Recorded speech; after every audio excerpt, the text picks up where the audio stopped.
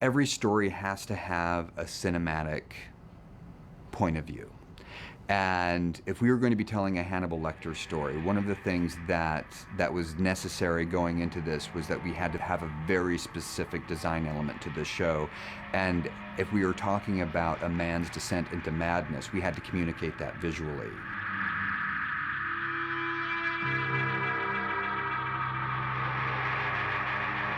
I wanted to make sure, as a fan of sci-fi and fantasy and horror, where we get to leave the bounds of reality and see things that don't exist in our world, I wanted a gateway to be able to have those kinds of images on the show. It starts with whatever the writers imagine. We'll have a meeting early in the pre-production process where we discuss with the executive producer, Brian Fuller, and with the episode director what they might be looking for and what story they're trying to tell. With the visual effects, we took the approach of doing as much as we possibly could in camera and then spending time on the things that we couldn't do in camera. That all starts in pre-production. In a lot of television series, visual effects will have a meeting with the producers and the key creatives, and then special effects and prosthetics will have a different meeting. On this particular show, we often hold all of our meetings together so that the different areas of effects, practical special effects, prosthetic effects, and visual effects will all meet together and be in the same room with Brian and the director.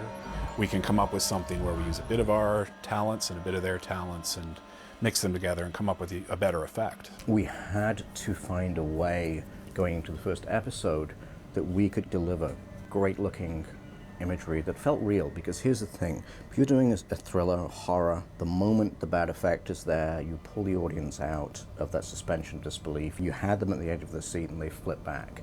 The idea of enhancing the storytelling with visual effects in subtle ways when we need to do something that is just a touch or a flavor of something surreal happening that gives an unsettling feeling for our protagonist, it helps bring the audience into a madness. Certainly David was very clear in what he wanted to see, and Brian was very clear in what he wrote, so that we had a guideline to begin producing ideas from. It's always very important with Hannibal, the tableaus of the death scenes.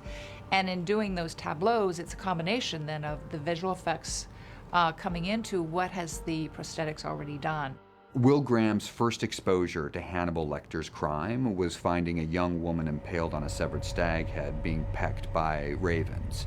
And that became his psychic representation of that image, was to see the stag head and the ravens pecking at it and amalgamate those two elements and create this black raven-feathered stag that became this haunting image that plagued Will. And really what that was is this little voice in the back of his head saying, something is strange here, like this is still alive, this is around me, there is an element of horror that I can't escape, and it's pervasive. The idea of the stag was David Slade's in the first episode, and that has evolved. He was in the first draft of the script. There was an image that Brian had written that was a dream image, and I liked it a lot, but I knew it was going to be really hard to do it. And we talked about everything. We talked about every way of doing it, from augmenting a real animal to all kinds of things. And in the end, it was a funny little chance reunion I had with a visual effects artist called Sean Broughton, who at the time was at a company called Smoke and Mirrors, and they made this amazing, completely 100% CGI animal. The assets then got passed on to Rocket Science now. So episode 1 and 3, all the animation was done by Smoke and Mirrors. And then after that, the stag that was already built was handed to Rocket Science, and Rocket Science did the great animation for other episodes. We did a number of shots showing the stag walking away from Will, or kind of looking back at him, sort of leading him to another location, or just sort of taunting him. We will work with our character animator to produce an initial version which has rough animation, I guess is the best way to put it. It's a first pass. It's produced reasonably crudely. It's almost like a wireframe animation, which we will then show to David and the producer team to get notes on.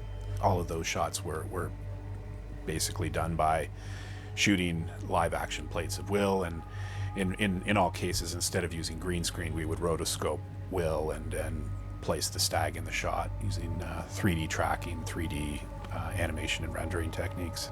And then we'll go through the process of adding the feathers, which is a separate, distinct process, and then rendering at a level which can be reviewed by David and the production team as close to final. In creating the Raven stag, we go through a process of how many feathers to put on the stag before it becomes goofy. And finding that balance. Whenever you're creating a creature, you have to create it with a certain ominous air because you want it to be powerful and you don't want to give its power away by overdoing it a bit. So we were very careful about how many feathers and where those feathers needed to go on the stag for it to be magical and mythical without becoming a fantasy creature. I was very nervous for a while until we did some great tests and we became very, very happy with our CGI stag.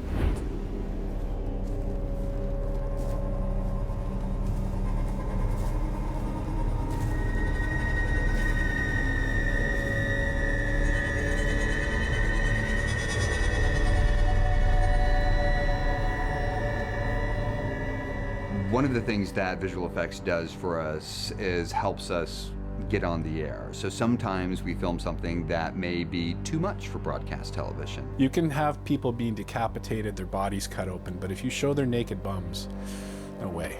Coquillas, which was directed by Guillermo Navarro, we had our killer was someone who was making angels out of people, and he would flay them down the middle and spread the flesh out so it looked like angel wings. That was fine, but they were also nude.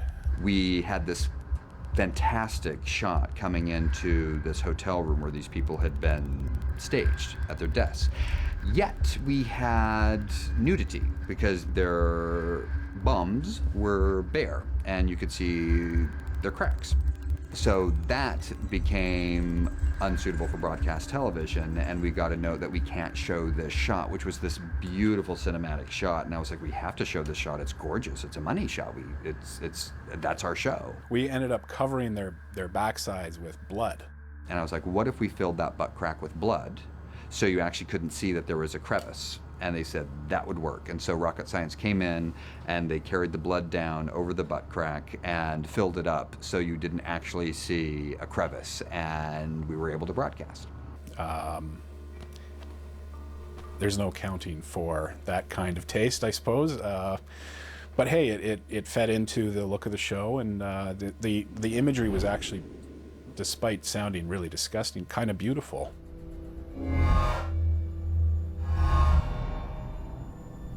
This is my gift to you.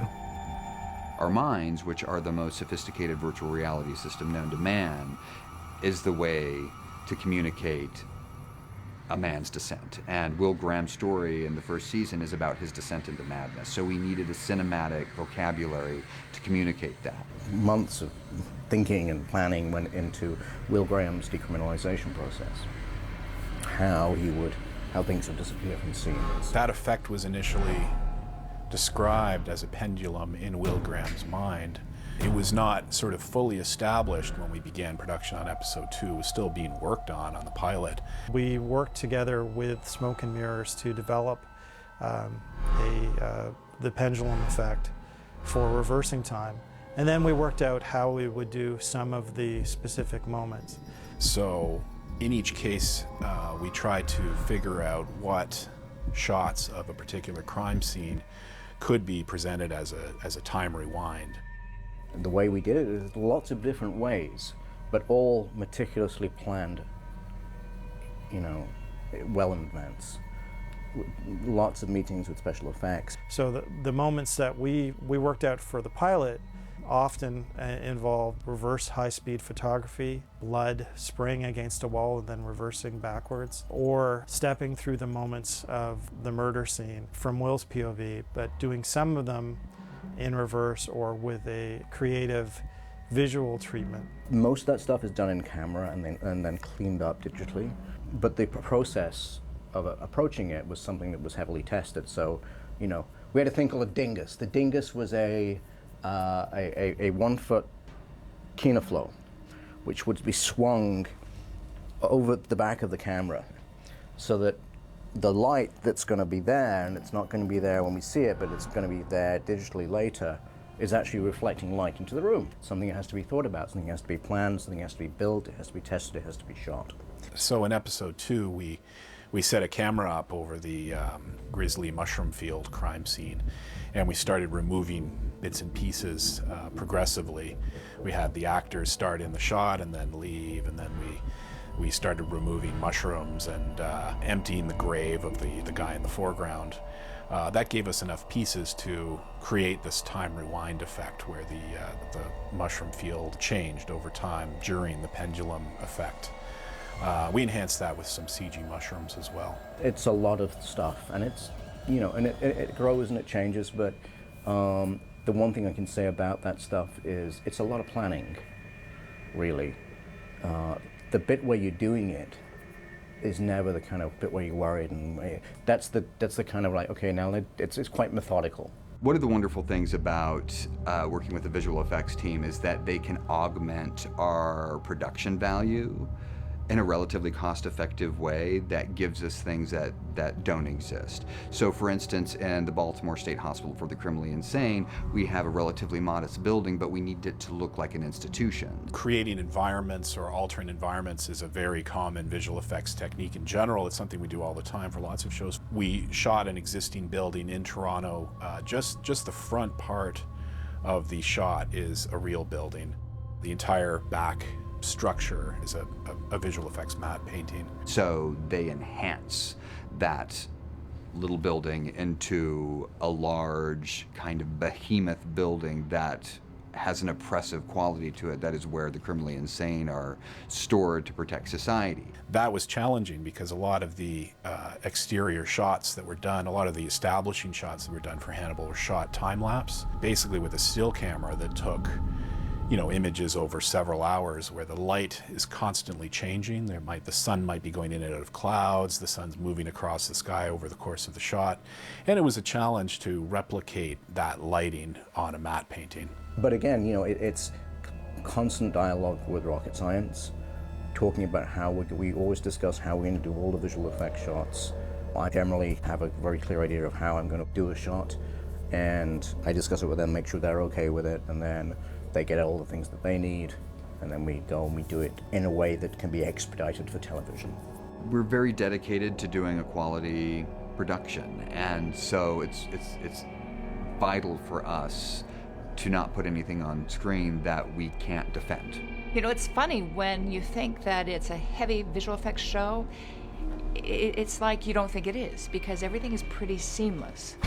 Visual effects has always been a fascinating part of any filmmaking process for me. You know, going back to classic science fiction films, the process of delivering an image to an audience that does not exist in reality is fascinating because we're giving them something that they can't ever see without sitting in front of their television or going to a film.